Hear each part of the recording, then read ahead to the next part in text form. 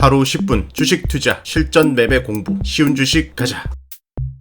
자, 6일 목요일 한국, 미국 비트코인 현황 한번 보도록 하겠습니다. 지난밤에 미증시가 반등이 나왔습니다. 나스닥이 5선까지 반등을 했고요. S&P 500도 5선까지, 그 다음에 다우존스도 5선까지, 반도체 지수도 5선까지 반등이 나왔습니다. 자, 반등한 주요 원인은 크게 두 개로 볼 수가 있을 것 같아요. 첫 번째는 미국 백악관 멕시코 캐나다산 수입 자동차 관세 한 달 면제 공식 발표가 나왔습니다. 가장 먼저 세게 때리고 있는 멕시코 캐나다에게 25%를 먹였는데 그때 따라서 트럼프가 유연하게 대처를 하는구나, 경제를 생각을 좀 하는구나, 시장에서는 이런 인식으로 받아들였죠. 이번에 캐나다 멕시코산 자동차에 대한 관세가 1개월 면세 결정으로 멕시코에 진출한 한국 자동차 업체와 부품업체 등은 향후 대책을 준비할 시간을 벌게 되었다. 자, 보면은 멕시코 캐나다에게 모든 것을 다 면제해 준 것이 아니라 자동차 관세예요, 그죠? 자동차 관세 한 달 면제예요. 저는 시장이 지금 적응을 해가고 있다고 생각을 합니다. 자, 여기 하락할 때는 캐나다 멕시코 관세 20% 때렸다, 거기에 이제 이렇게 하락을 했는데 다 해제가 아니라 한 달 면제고 그것도 자동차다, 아이 좋아 하고 반등이 나왔죠.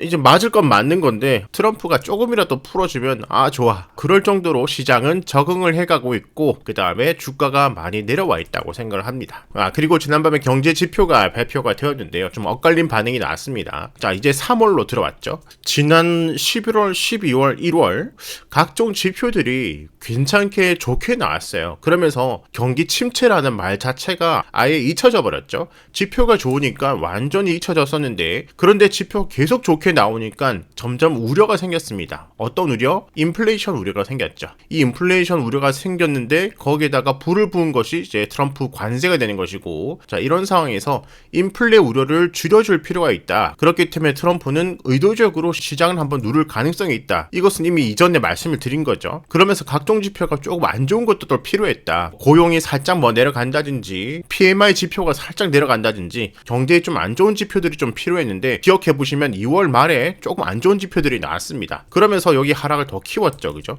근데 이제 주가가 많이 내려왔고 시장도 지금 관세에 적응을 하고 있고, 여기 위에서는 좀 진정시키기 위해서 안 좋은 지표들이 필요했고, 내려온 지금은 이제 좋은 지표들이 나와줘야 된다. 우리는 당분간 요거를 기억하고 당분간은 계속해서 확인을 해야 됩니다. 지난밤에 미국 비농업 부분 고용 변화 예상치의 절반 수준으로 안 좋게 나왔어요. 요것은 안 좋게 나왔는데 LA 산불 영향일까요? 며칠 더 뜯어봐야 될 것 같고, 지난밤 10시 15분이었고 요것은 안 좋게 나오면서 분봉을 보면은 미증시 장 초반 조용하고 오히려 좀 내려갔었죠, 그죠? 그 다음에 이제 관세 유예, 그 다음에 나오는 지표들, 0시에 나온 지표들 보면은 ISM 비제조 구매자 지수가 예상치가 52.5였는데 실제로는 53.5로 잘 나왔습니다. 보통 ISM 지표는 50 이상이면 경기 확장, 50 이하면 경기 축소, 이렇게 볼 수가 있는데 예상치보다 더 높게 나왔다. 경기가 아직 괜찮다, 그죠? 그리고 15분 전에 발표된 서비스 구매 관리자 지수도 예상치가 50 이하로 49.7이었는데 실제로는 51이 나오면서 이 지표도 예상치를 뛰어넘는 좋은 발표가 나왔습니다. 관세 호재 플러스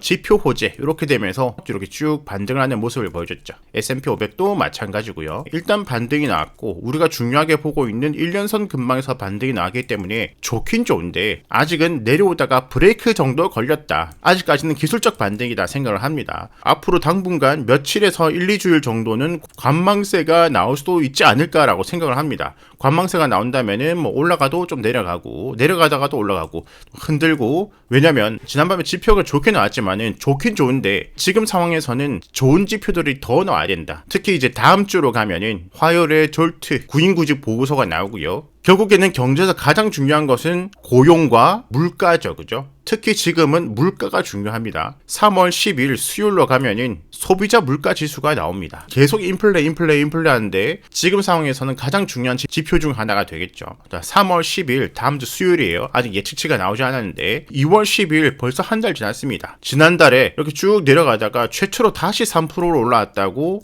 시장에서는 걱정을 하고 있다. 영상 기억하실까요? 그죠? 다시 이렇게 올라가는 추세가 우리가 좀 유의할 부분이다. 지난달에는 예측치를 넘어서고 추세가 올라가는 것에 대해서 시장이 인플레 우려를 가지면서 이 하락의 힘을 더 보탰죠. 물론 관세가 주요 원인이었지만 관세라는 것도 결국에는 인플레를 자극한다.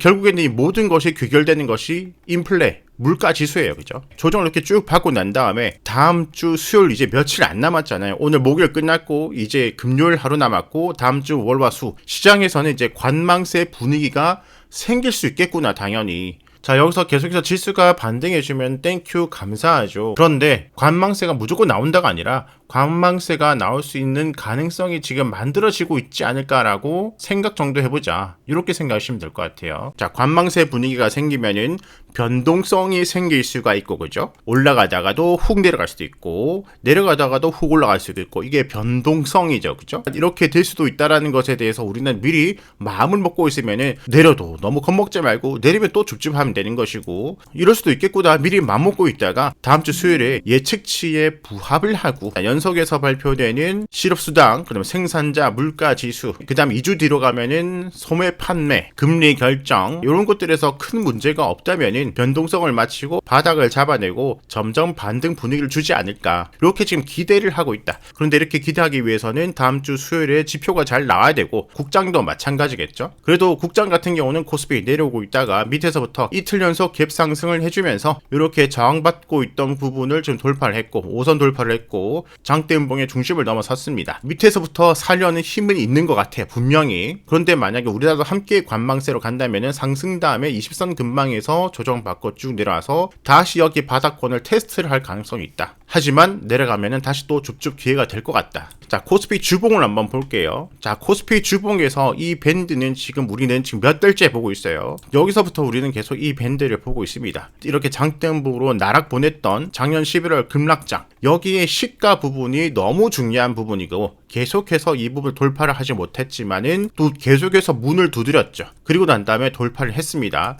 그리고 난 다음에 다시 여기를 지지를 받고 있어요. 자, 전형적으로 N자형 또는 전고점 돌파 등에 나오는 패턴이죠. 그죠? 중요한 부분을 두드리고 돌파하고 난 다음에 딛고 올라가는 것이 전형적인 패턴입니다. 그죠? 중요한 부분을 지금 딛고 있는 부분, 지금 이 부분이죠. 그죠? 자, 이 부분에서 V자가 나올 수도 있지만 이 밴드 아래서는 올라가기 위해서 계속해서 금을 만들고 천장에서 두드려 봤다면은 이제는 올라갔으면 여기가 바닥이 되고 바닥이 단단한지 몇 번이나 두드릴 가능성이 있다. 두드렸지만 결국 올라갔잖아. 그죠? 한 번만 다질지 두 번, 세 번 다질지 네 번 다질지는 우리는 모르지만 다지고 다져도 너무 겁먹지 말고 바닥을 다져가는 형태를 생각하자. 올라갈 때가 아니라 다질 때 이럴 때가 줍줍의 좋은 기회가 될 수가 있겠다. 그죠? 지금 코스피는 돌파 다음에 바닥을 다져가는 시기, 저는 이렇게 좀 보고 있습니다. 미국 선물지수 변동 없고요. 지금 혹시 오늘부터 관망세 들어가나요? 자, 비트코인 이렇게 내려갈 때 이렇게 올라오고 있는 1년선 매집으로 줍줍으로 괜찮은 부분이다.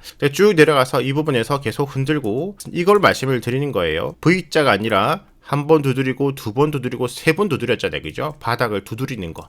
좀 전에 코스피 두드린다는 게 이런 거예요. 그죠? 그러면 두드릴 때 좋은 매집 구간이 될 수가 있겠다. 그냥 반등했을 때. 그죠? 1년선 지켜내주고 다시 위에서 이렇게 내려오고 있던 추세 안쪽으로 들어왔습니다. 결국에는 내려오는 추세의 상단을 돌파를 해줘야 본격적으로 상승 가능성이 생기겠죠. 그죠? 자, 다시 반등했으니까 줍줍 금지. 20선 아래로 다시 쭉 내려온다면 그때 또 줍줍 할 수가 있고, 댓글에 물어보시는 분들이 있는데 비트코인 직접 투자도 괜찮지만 당연히 미국 ETF도 괜찮죠. 그게 그겁니다. 저도 개인적으로는 비트코인 직접 투자도 있고 비트코인 ETF도 있고 비트코인 ETF 2배 레버리지도 뭐 있고 다양하게 줍줍을 하고 있습니다. 자, 오늘의 핵심은 다음 주 수요일에 소비자 물가지수 확인이 지금 상황에서는 너무 중요하겠다.